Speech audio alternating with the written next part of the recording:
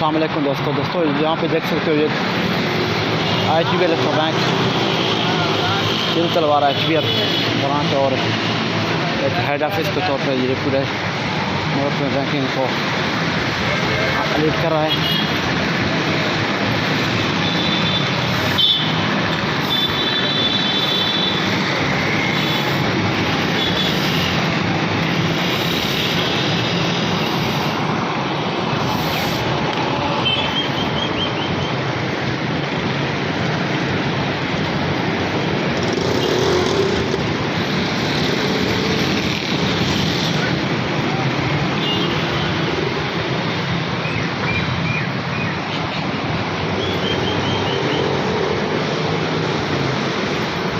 तो तकरीबन दोस्तों हम तीन तलवार पहुँच गए हैं।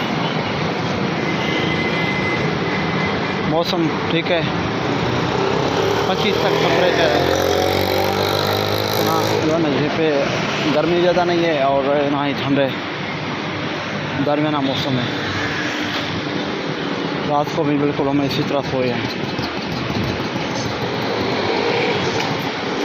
दोस्तों। अभी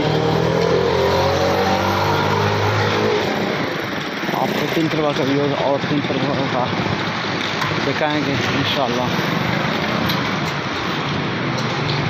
बस पहुंच गए हैं, सामने नज़र आया आपको भी तीन तलवार।